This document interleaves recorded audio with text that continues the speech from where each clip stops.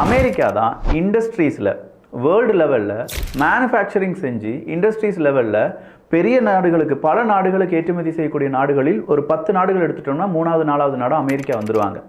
கிட்டத்தட்ட 180 நாடுகள் இருக்குன்னா அதில் 120 நாடுகளுக்கு மேலே அமெரிக்கா என்ன செஞ்சுட்டு இருக்காங்க, இம்போர்ட் எக்ஸ்போர்ட் அப்படிங்கிறத செஞ்சுட்டு இருக்காங்க.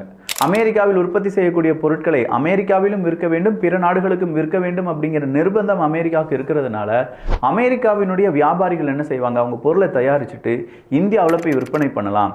ஏன்னா இந்தியாவில் தான் ஒரு 145 கோடி மனிதர்கள் இருக்காங்களே அப்படின்னு சொல்லி கேட்பாங்க.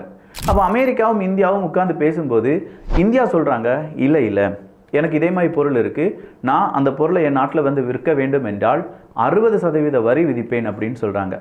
10 ரூபா பொருளுக்கு 6 ரூபா வரி விதிப்பேன் அப்படின்னு சொல்லும்போது அங்கே இருக்கக்கூடிய ஒரு விற்பனையாளர், இதை மேனுஃபேக்சர் பண்ணவர் 16 ரூபாய்க்கு அவருடைய பொருளை ஏற்றுமதி பண்ணணும், அதாவது 16 ரூபா அப்படிங்கிறத அவங்களுக்கு கொடுக்கணும் அப்படின்னு சொல்லி வரும்போது நம்ம ஆட்கள் அதை வாங்குவாங்களா? 20 ரூபாய்க்கு தான் மார்க்கெட் ப்ரைஸ் இருக்குது, 16 ரூபாய்க்கு வாங்கி எப்படி 20 ரூபாய்க்கு விற்க முடியும்? எனவே நம்ம ஆட்கள் என்ன செய்வாங்க, இந்தியாவில் அதே மாதிரி பொருள் இருக்கான்னு பார்த்து விற்பனை செய்து முடிச்சுடுவாங்க. அப்போ அமெரிக்காவுக்கு அது லாஸாக மாறுது. அமெரிக்கா என்ன சொல்கிறாங்க, என் பொருளை நான் உன் நாட்டுக்கு ஏற்றுமதி பண்ணும்போது நீ 60% வரி விதிக்கிற, ஆனால் ஓம் பொருளை ஏன் நாட்டுக்கு கொடுக்கும்போது அமெரிக்கா எவ்வளோ தான் வரி விதிக்கிறாங்கன்னு கேட்டால் வெறும் 5%, 8%, 10%க்கு கீழே 1 ரூபா கூட வரி விதிக்கலை.